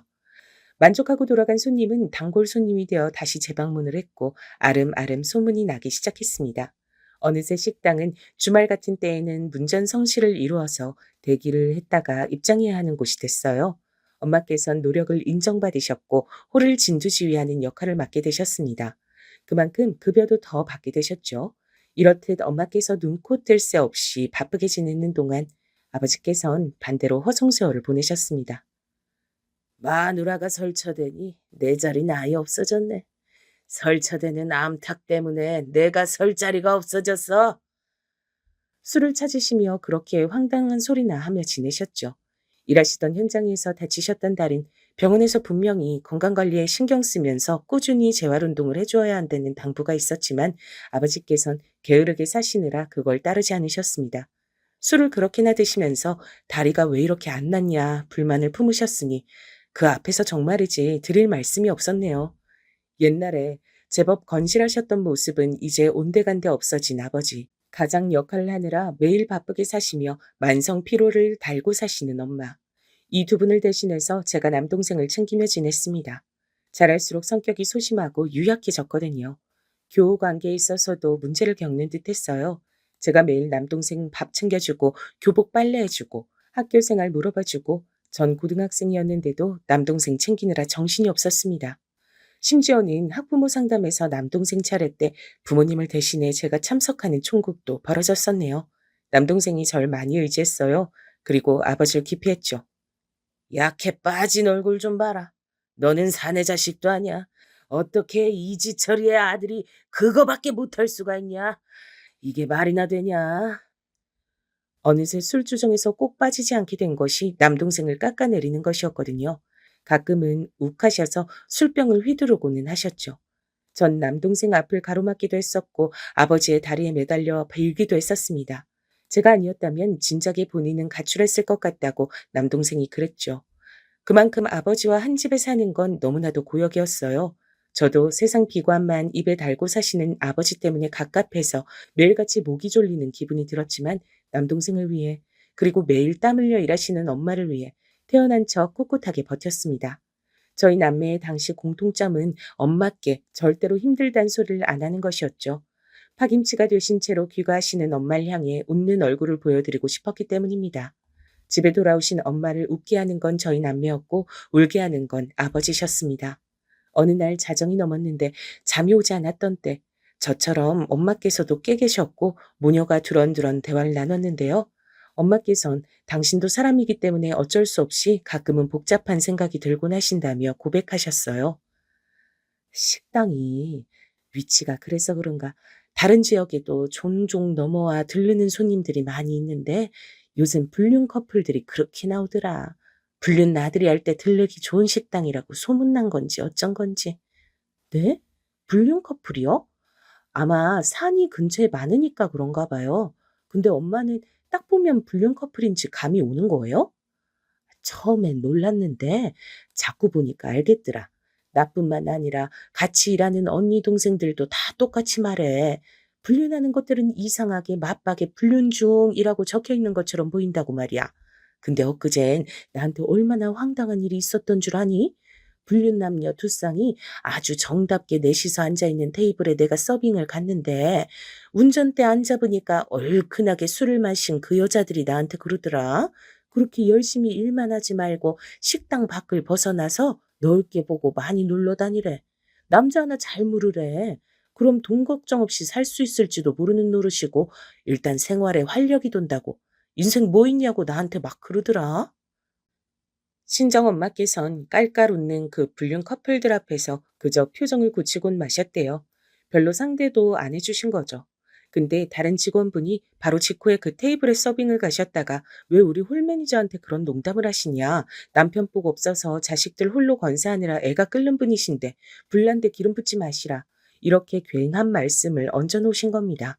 그러자 그 불륜 남녀들이 그 후로 자기들끼리 큰 소리로 쑥덕거리며 친정엄마 쪽을 힐끗거리며 팔자 박복하다고 연신그랬다 합니다.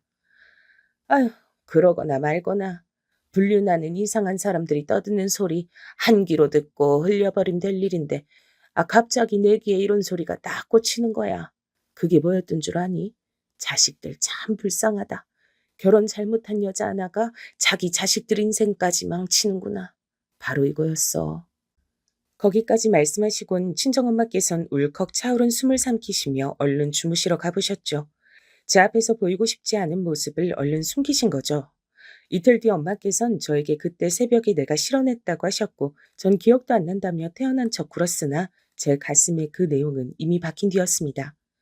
처자식보다 술을 아끼시는 아버지께선 어느새 자격지심으로 똘똘 뭉쳐 계셨고 만만한 남동생에게 화풀이를 하시는 걸로 하루를 연명하셨으며 밖에 나가 돈을 벌어오는 여자는 남자의 자존심을 망쳐놓는다는 황당한 논리로 엄마를 원망하셨습니다. 저는 제가 빨리 성인이 될 때만 기다렸어요. 대학을 안 갈까도 싶었으나 엄마께서 극구 반대를 하시는 바람에 진학은 했습니다.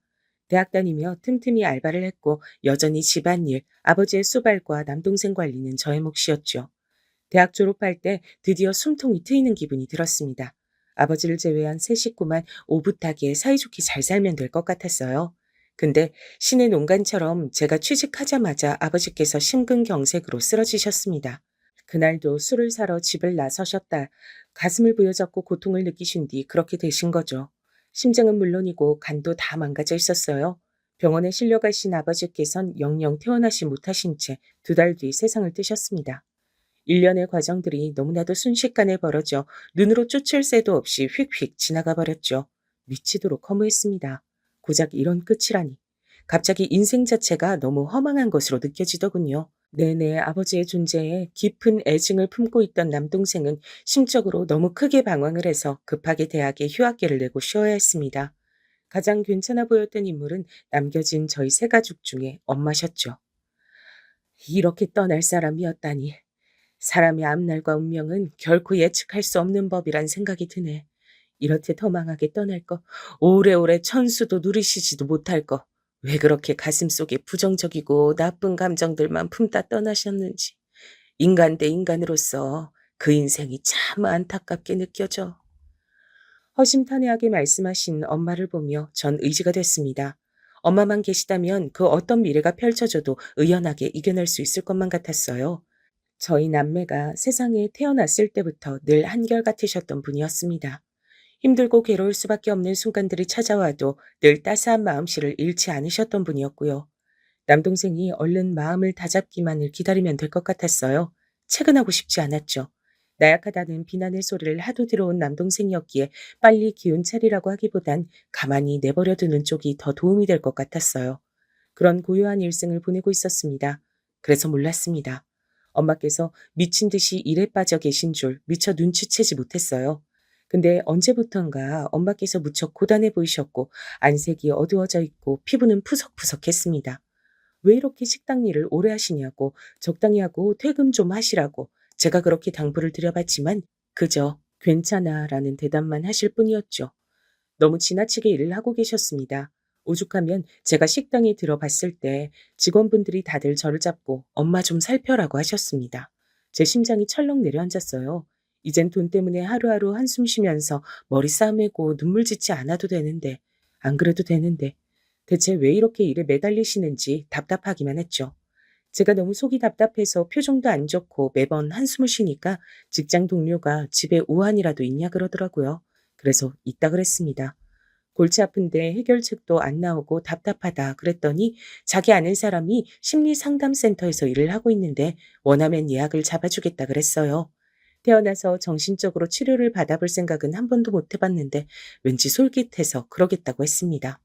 상담을 받으며 제 아내 얘기를 털어놓으니까 기분이 한결 낫더라고요. 그래서 당장 남동생도 상담을 받게 했죠. 저와는 다르게 남동생은 지속적으로 몇 번 더 상담을 받아야 한다 그랬습니다. 저희 남매는 똑같은 생각을 한 가지 하게 됐어요. 엄마께 이게 필요하다는 생각이요. 전 엄마를 설득하려 했습니다. 하지만 심리 상담 같은 건 팔자 좋은 소리라며 건강하게 잘 사는데 그런 게 왜 필요하냐며 거절하셨죠. 그날도 바쁘게 일 나갈 준비를 하고 계셨습니다. 사람 앞일 어떻게 될지 모르니까 돈을 모으는 게 최고라고 말씀하시면서요. 엄마, 이제 일을 좀 그만두시든가 줄이시든가, 제발 그렇게 하세요. 저희 생각은 안 하세요? 엄마가 계속 고생하시는 모습 보기 너무 힘들어요. 내가 누구 때문에 이러는데? 자식 새끼들 위해서 이러고 사는데 네가 그런 말 하면 안 되지. 그리고 네 아버지 그렇게 된 것 봐라. 사람 인생 한순간에 잘못되기도 하는 거야. 갑자기 내일 사고가 나서 두 다리를 잃을 수도 있는 게 인생이지. 사지 멀쩡할 때 한 푼이라도 벌어놔야 내가 자식 새끼들한테 도움이 되고 짐이 안 될 수 있어. 엄마, 만약에 진짜로 내일 인생이 끝난다고 하셔도 이렇게 사실 거예요? 아니잖아요. 진짜로 그렇다면 마지막 하루는 자식들과 오붓하게 보내시겠죠. 엄마 말씀처럼 인생 어떻게 될지 모르니까 너무 그렇게 무거운 짐을 지고 살지 마세요. 그 짐, 이젠 제가 나눠주면 되잖아요. 저 아직도 마냥 어린 학생 아니에요. 저 사회인이에요. 그러니까 제발 어머니가 지신 짐을 좀 내려놓으세요. 저의 간절한 호소에 엄마께선 마지못해 일단은 상담을 받으러 가겠다고 하셨고요. 그 결과 엄마께선 누구보다도 아버지의 죽음으로 후유증을 가장 크게 겪고 계시다는 게 드러났어요. 공허함을 어떻게 마주해야 할지 몰라 자꾸만 일만 하시려 했던 겁니다. 저희 세 식구 서로 부둥켜 안고 울었네요. 그 후로 엄마께선 자식들을 위해 앞만 보고 달려오시던 걸 내려놓으시고 옆도 보고 뒤도 보셨죠. 식당에서 계속 함께 손발을 맞추며 일을 하셨던 동료분이 손주가 태어나서 할머니가 되셨다는 소식을 함께 즐기기도 하셨고요. 시간 내서 아기를 보러 가봤는데 너무 이쁘더라. 보러 가길 잘했다 싶더라. 부럽기도 했고. 엄마, 저도 결혼이나 할까요? 남자 만나서 가정 꾸리고 아기도 낳고? 뭐? 윤정이 너 결혼 안 하고 싶은 생각 아니었어? 엄마께서 놀라 반문을 하셨는데 저야말로 놀랐습니다. 제가 결혼에 부정적인 걸 말로 꺼낸 적이 단 한 번도 없었거든요. 그럼에도 엄마께선 다 알고 계셨던 거예요. 그리고 아마 제가 그런 생각을 품게 된 것이 당신의 탓이라며 여기고 사셨을 겁니다. 전 울컥해서 애써 밝게 소리를 냈어요. 아니에요. 좋은 사람 있으면 언제든 할 생각은 있죠. 그래? 정말이야? 그렇게 되면야 너무 좋지. 엄마의 얼굴에 번지는 미소가 환했습니다. 전 마음을 열고 사람을 만나기 시작했어요. 그전엔 항상 마음의 벽을 어느 정도 치고 살았는데 이젠 아니었던 거죠. 뭐라 딱 꼬집어 설명할 순 없지만 지인의 소개를 통해 처음 만났을 때부터 왠지 잘 통하는 구석이 있었던 남자와 결혼까지 하게 됐습니다. 남편과 있으면 제 자신을 내려놓게 됐어요. 편했고 부담감이 전혀 없었습니다. 그게 좋았어요. 남편은 집에서 막내고 위로 누나만 둘입니다. 그리고 시어머니께선 지독하게 시집살이를 당하셨던 분이라 그랬어요. 남편이 중학교 들어가기 직전까지 친할머니 모시고 같이 살았다 그랬거든요. 그렇단 건 시어머니께서 당신의 시어머니를 모시고 아주 오랫동안 사셨단 얘기였습니다. 그나마 남편이 중학교 올라갈 때 분가를 하게 된 것도 시누이들이 하도 뭐라고 하면서 목소리를 내왔기 때문에 가능했던 일인 듯 싶었어요. 하지만 시어머니께선 당신을 해방시켜준 기특한 딸들보다 아들 하나를 더 아끼셨죠. 희한한 일이 아닐 수가 없었는데 저는 왠지 10번 잘하는 사람이 한 번 못하면 욕먹지만 10번 못하는 사람이 한 번 잘하면 칭찬 듣는다는 표현이 떠오르더군요. 시어머니께선 결혼하신 이후로 내도록 구박만 받으시던 입장이었는데 아들을 낳으시고 나서 처음으로 잘했다는 소리를 들으셨던 겁니다. 당신의 시어머니를 미치게 싫어했기에 진작에 화병까지 얻었으나 인정받고 칭찬받는 건 별개로 좋으셨던 거예요. 칭찬을 가져온 존재. 바로 제 남편을 시어머니께선 예뻐하셨죠. 시집살이에서 해방되어 분가를 하신 뒤에도 유별난 아들 사랑은 이어졌다고 합니다. 그러니 딸들이 점점 열받을 수밖에요. 시누이들하고 나중에 다 대판 싸워서 관계가 틀어지게 됐대요. 시어머니께선 시집살이에서 해방되신 이후 한동안 방황하셨다고 합니다. 이렇게 간단한 것이었어? 이렇게나 아무렇지 않게 벗어날 수 있는 거였어? 그럼 나는 지난 20년간 뭘 한 거야 대체? 내가 그 세월을 왜 그렇게 살았어야만 했을까? 뒤늦게 발현된 원망의 화살은 시아버지를 향했습니다. 부부싸움을 자주 하셨다네요. 20년간 구박받으며 삼시세끼 밥상 차려온 것이 이젠 지겨워 죽겠다며 시어머니께선 이제 시아버지께 밥도 안 차려주셨고요. 그래도 아들이 배고프다고 하면 그건 차려주셨다고 합니다. 시어머니께선 모르셨을 거예요. 그 감수성 예민한 사춘기 학창시절 집안 분위기가 시시각각 바뀌고 배고파하고 밥을 먹는 것에도 왠지 눈치가 보이는 상황이 되자 남편은 허겁지겁 밥 먹는 버릇이 생겼어요. 빨리, 많이, 그리고 맛있게 다 먹으려면 급했던 겁니다. 음식을 남긴다면 그건 가뜩이나 화가 많고 불만이 많은 자기 모친에게 힘든 일이 될 것 같다는 생각에 남편은 남기지 않고 꾸역꾸역 다 먹는 버릇까지 점차 가지게 됐죠. 제가 남편의 이런 버릇과 이유까지 알게 된 건 당연하게도 결혼 이후의 일이었고요. 그 이전에 결혼 얘기가 오가던 와중 조금 신기한 일이 있었습니다. 뭐? 어머님이?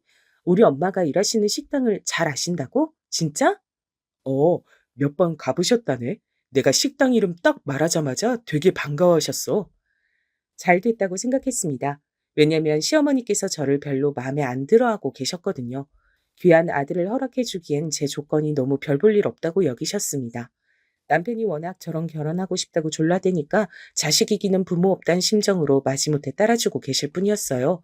그걸 이미 눈치챈 뒤였기에 제 엄마께서 몸담고 계시는 식당을 시어머니께서 잘 아시고 또 몇 번 가보기까지 하셨다고 하니까 다행이란 생각이 들었던 거예요. 근데 더 신기한 일은 상견례 자리에서 일어났어요. 엄마께서 인상이 수더분하고 선하십니다. 말씨도 대체로 나긋나긋하고요. 그래서 처음엔 왠지 퉁명스런 기색으로 앉아 계셨던 시부모님께서도 엄마 앞에서 점차 트집 잡을 게 없어서 민망하다는 기색들이 되셨습니다. 그런 걸 느끼고 있던 와중에 엄마께서 저에게 몰래 속삭이신 거예요. 사부인 말이야. 희한하게 낯이 있네. 식당에 몇 번 오셨다 그래서 이렇게 낯이 확 있진 않을 텐데. 엄마께선 희한하게 시어머니 낯이 있다고 하셨습니다. 아리송이 하셨어요. 저도 엄마께서 왜 그렇게 느끼시는지 궁금해서 상견례 자리가 파할 때쯤 왜 낯이 익는지 아직 이유를 모르시겠냐고 여쭤봤습니다. 근데 엄마께서 그저 조용히 미소만 짓고 마시는 겁니다.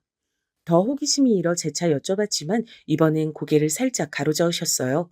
대답을 안 해주실 요량이었습니다. 그래서 저도 백기를 든 뒤 그때 순간을 잊었죠. 남편과 아기자기하게 잘 살아볼 생각만 하고 있었는데 결혼 생활이 상상한 적도 없는 방향으로 가고 있어서 저의 정신머리가 무척 바빠졌기 때문입니다. 결혼하고 나서 분명 초반엔 안 그랬어요. 근데 시간이 지날수록 남편이 본색을 드러냈습니다. 먹는 양이 엄청나게 늘어난 거예요. 전 남편한테 먹는 문제로 잔소리하느라 매일이 전쟁이었죠. 보통으로 많이 먹는 것이었음 제가 애초에 잔소리도 그렇게 안 했을 겁니다. 근데 저녁에 퇴근하고 와서 밥 한 공기를 무슨 조선시대 머슴들 먹는 밥처럼 쌓아 먹고 찌개 한 뚝배기에 끓인 것을 한 번에 다 먹고 식탁 위에 있는 반찬들은 국물까지 싹싹 없애 먹고요. 무슨 식사 점투에 임한 것 마냥 미친 듯이 먹는 남편 앞에 제가 무슨 입맛이 있겠나요? 오늘 회사에서 무슨 일이 있었는지 그런 일상 얘기라도 물어보면 입에서 밥 뿌리며 고춧가루를 팍팍 튀기며 대답을 하는 통에 식탁 위에서 대화를 나누기도 힘들었습니다. 대체 왜 그렇게 밥상 위에서 모든 걸 다급하게 행동하는지 의문이었어요. 전쟁 같은 식사가 끝나고 제가 속으로 한숨을 삼키며 그걸 다 치우는 순서가 되죠. 설거지도 얼마나 거지같이 해놓는지 그거 시키고 속 터지는 것보다 차라리 제가 다 하는 게 나아서 그렇게 했습니다. 식탁 위 싹 정리하고 요리한 것들 뒷정리하고 싱크대 말끔하게 마무리하고 여기까지 하면 대략 길게는 30분도 걸려요. 그리고 대략 이때에 맞춰서 다용도실에서 부스럭거리는 소리가 나기 시작합니다. 뭔 소리냐고요? 과자 뭐 먹을지 뒤적거리는 소리예요. 어차피 싹 다 처먹을 거면서 고르기는 왜 그렇게 부스럭거리며 골랐는지 이제와 생각해보면 웃길 따름입니다. 과자 한두 봉진 우습게 치우고요. 그거 먹으면서 음료수도 꼭 마시죠. 그러고 나서 1시간 정도 지나면 야식을 찾습니다. 냉동 만두, 라면 이런 건 예사고요. 치킨이나 피자 배달을 얼마나 자주 시켰던지 몰라요. 당신도 치킨 먹을 거지? 오늘은 당신이 제일로 좋아하는 간장 맛으로 치킨 시킬까? 좋지? 콜? 콜은 무슨 콜이야? 콜라 먹고 싶어서 운 띄우는 거야? 그래, 콜라도 먹고 치킨도 먹어. 여보 혼자 다 먹어. 난 안 먹을 테니까. 기분 좋게 야식 좀 배달시켜 먹으려는데 당신은 왜 분위기를 흐리냐? 꼭 그렇게 쌀쌀맞게 굴어야 돼? 내가 한두 번 속아? 같이 먹자고 졸라놓곤 결국 여보 혼자 다 먹을 거잖아. 내가 바본 줄 아나 보네. 와, 당신도 치킨 먹고 싶어서 그러는구나. 그간 삐진 거였으면 그렇다고 말을 하지. 에이, 알았어. 오늘은 통 크게 시켜서 넉넉하게 먹자. 여보세요? 거기 호식이 2마리 치킨이죠? 여기 간장치킨 2마리 갖다 주세요. 네, 둘 다 간장 맛으로만요.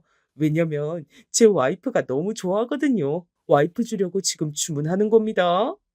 기세 좋게 와하하 웃으면서 전화 주문을 하던 남편의 그 꼬라지. 다시 생각해도 열받네요. 여기까진 그렇다 치는데요. 치킨이 2마리면 닭다리는 4개잖아요. 근데 치킨이 도착해서 뚜껑 열자마자 남편이 진짜 과장 하나도 안 보태고 3초도 안 돼서 닭다리 2개를 자기 양손에 쥐고 뜯기 시작했어요. 보면서도 믿기지 않는 묘기였죠. 전 속으로 하다 저런 짓도 하는구나 생각하며 천천히 제 몫의 닭다리를 먹기 시작했습니다. 근데 제가 그걸 다 먹기도 전에 남편이 남은 마지막 닭다리도 가져가 허겁지겁 먹더라고요. 닭다리를 사수하기 위해서 그랬던 겁니다. 그러면서 자기 침과 치킨 양념이 같이 묻은 비닐 장갑을 낀 손으로 치킨들을 뒤적거리며 부위를 골라가며 먹는데 은근히 저랑 가까운 쪽으로 닭가슴살 부위만 몰아주더군요. 어쩜 그렇게 딱 보기만 해도 퍽퍽한 살을 감지해내고 빠른 속도로 제 앞으로 분류를 해줬는지 직업을 그쪽으로 잡았어야 했던 남자예요. 아니면 요즘에 유튜브에서 많이 먹는 것으로 시청자를 모으는 먹방 영상을 찍으며 살았어도 식비는 충당했겠죠. 됐어. 내가 뭘 기대하겠냐. 머리 써가면서 바쁘게 먹지 말고 그냥 편안하게 마저 다쳐 먹어. 난 안 먹을 테니까. 왜? 더 먹지 않고. 당신은 입이 짧아서 탈이야. 헛소리하는 주둥이를 확 그냥 닭 부리로 쪼아주고 싶었습니다. 개걸스럽게 치킨 2마리를 다 해치우고선 그 늦은 밤에 속이 너무 느끼하다면서 라면물을 가스레인지에 올려놓던 모습은 정말 공포 그 자체였고요. 근데 어떻게 제가 제정신으로 결혼 생활을 하겠나요? 미칠 것 같았어요. 남자 일은 남자가 잘 알 것 같아 남동생에게 도움을 청했습니다. 그랬더니 남동생이 자기 생각엔 제 남편의 체형을 보면 타고난 돼지는 아닐 거라 그랬어요. 그렇다고 운동량이 많은 사람은 아니니까 식단에 구멍이 있을 수도 있다고 하는 겁니다. 이게 뭔 소린가 싶었지만 혹시나 해서 남편에게 확인해 봤는데 정말로 맞았어요. 남편은 어느새 회사에서 점심을 안 먹고 있었던 겁니다. 점심도 안 먹고 간식도 아무것도 안 먹는다는 남편의 말을 듣고 제가 멍해졌죠. 대체 왜 그러냐 그랬더니 집에서 잘 먹기 위해서 밖에서는 아무것도 안 먹고 있다 하더군요. 정상이 아니다 싶었고 남동생의 조언에 따라 저희 가족이 큰 도움을 받았던 심리 상담을 남편도 받게 했어요. 그러다 알게 된 것이었죠. 집에서 먹는 밥에 남편이 병적으로 집착하고 다급해하는 이유는 말입니다. 학창 시절에 그런 나날을 보낸 것이 나이가 들어서 더 심한 증세를 보이는 것이었어요. 가만히 보니까 연애할 때도 당연히 밖에서 식사를 했는데 남편은 전혀 식탐을 안 부렸거든요. 먹는 속도도 많이 급하진 않았고요. 집이라는 공간에서 먹는 것에만 그렇게 굴었습니다. 상담을 받고 난 뒤 남편은 충격에 휩싸였어요. 그때까지 남편은 집에서 밥을 허겁지겁 먹을 때마다 시어머니로부터 복스럽게 잘 먹는다란 소리를 들어왔을 뿐 타박이나 지적을 받은 적이 한 번도 없었다고 그러는 겁니다. 오히려 시어머니께선 더 먹으라며 항상 이것저것 챙겨주려고 드셨다네요. 나는 내가 이상하다는 인식조차 못하고 있었는데 너무 창피하다. 앞으로 정신 차리고 밥 먹을게. 오래된 버릇이라 당장 고칠 엄두는 안 나는데 어떻게 바뀌어야 할지 막막하긴 해. 밥상에 시계를 두고 그거 보면서 천천히 먹을까? 그래, 괜찮은 생각 같아. 그렇게 해보자. 그리고 내가 당부하고 싶은 게 있는데 배가 고프지 않을 땐 굳이 먹지 않기로 해. 배가 고프면 속에서 꼬르륵 소리가 나잖아? 이건 배가 고프단 신호일 뿐만 아니라 내부가 휴식을 취했고 청소가 됐다는 신호기도 해. 꼬르륵 소리는 그러니까 어찌 보면 정말 반가운 신호인 거야. 이걸 들을 기회가 없이 산다는 건 말이 안 되지. 알았어. 배가 고픈 상태가 아니라면 굳이 음식 먹지 않기. 식탐 부리지 않기로. 내가 한번 마음 굳게 먹고 따라볼게. 나도 내가 정상이 아니란 걸 정확히 알았으니까 미래를 위해서라도 독하게 바뀌어볼 거야. 남편의 식탐을 처음 마주했을 땐 진짜 막막했는데 본인이 의지를 밝혀주니까 너무 안심이 됐고 저희 부부 사이가 더 끈끈해진 듯 싶었어요. 그 후로 제가 남편의 식단 관리를 제대로 해주기 시작했죠. 과자 같은 주전부리로 허기를 달래는 습관도 고쳐주고 싶어 집에는 일전 그런 것들을 안 들여놨습니다. 건강하게 식단 관리를 하는 중이라니까 엄마께서 저희 부부 먹으라고 반찬을 보내주셨어요. 간이 슴슴하고 기름기가 없는 건강한 반찬들 뿐이었습니다. 근데 며칠 뒤 시어머니께 연락이 왔어요. 우리 아들이 요새 풀떼기만 먹고 있다면서? 이게 어떻게 된 일이니? 아, 못 들으셨어요? 저희 건강식으로 관리하는 중이라서요. 먹는 양부터 확 줄이면 안 될 것 같아서 그 메뉴 자체를 건강식으로 짜고 양껏 먹은 뒤에 적응되면 먹는 종류를 가르친 한테 양을 적게 먹는 것으로 가볼까 해요. 대관절 뭐라고 짓거리는 거야? 하나도 알아들을 수가 없네. 아주 영양사 납시없어. 너 쓸데없는 짓거리 하지 말고 우리 아들이 좋아하는 거나 해줘. 그게 뭐 어렵다고 난리야? 좋아하는 것만 먹으려면 튀김만 먹어야 되는데 어머님 그건 좀 아니잖아요. 저희 나물 반찬 맛있게 잘 먹는 중이에요. 말로는 그렇다고 하더라. 그래서 내가 더 열이 받아. 네가 뭔데 우리 아들을 조종해? 우리 아들이 너보다 더 잘 버는 거 알아 몰라? 네, 당연히 알죠.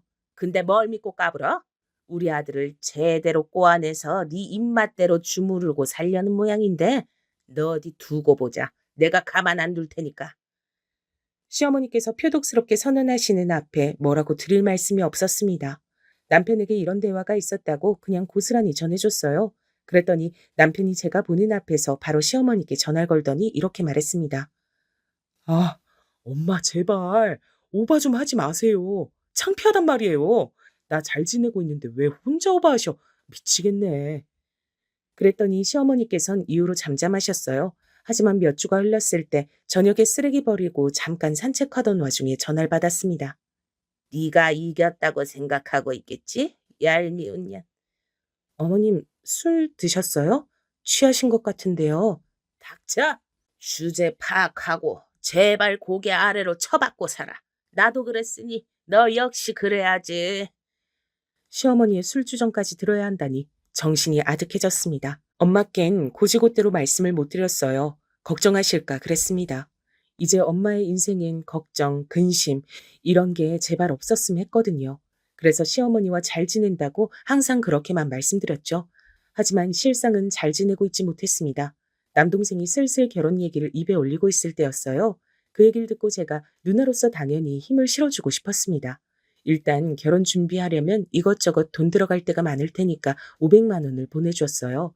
어릴 때부터 저의 아픈 손가락이었던 남동생이 결혼 준비를 한다는데 절대 못 내어줄 금액이 아니었습니다. 근데 남편이 시어머니께 이 사실을 전하다가 말을 약간은 애매하게 한 거예요. 그래서 우리가 돈 500만 원은 일단 보태줬어요. 시어머니께서 당장 거품 무셨습니다. 저한테 따지시더라고요. 네가 뭔데 우리 아들 돈을 쓰냐면서 난리를 치셨어요. 그거 제 계좌에 제 돈이었고요. 어머님만의 우리 아들이 아니고 제 남편이기도 합니다. 똑바로 아시고 말씀해 주시면 감사하겠습니다. 따박따박 말대꾸 하는 것 좀 봐. 기가 세서 우리 아들을 꽉 누르고 살겠구나. 무서운 것. 반박하실 말씀이 없으니까 괜히 그러시더라고요. 제가 좀 열이 받았죠. 남편이 집에서 먹는 밥에 병적으로 집착하는 문제와 그래서 식단 조절을 함께 하고 있다는 것. 애초에 그렇게 된 건 시어머니 때문이라는 얘기를 다 해버렸습니다. 그랬더니 시어머니께서 노발대발하시며 저에게 쌍욕을 하셨고요. 어찌나 머리가 지끈거렸던지요. 마음도 편치 못했고요. 시어머니께 너무나 무례했나 싶은 생각도 들어 한동안 심란했습니다. 제 기분을 알아채신 친정엄마께서 식당 가시기 전에 들러 직접 반찬을 주고 가겠다고 하셨어요. 겸사겸사 제 얼굴을 보려고 하신 거죠. 남편은 출근한 뒤였고 전 엄마를 맞이한 뒤 잠시 대화를 나누었습니다.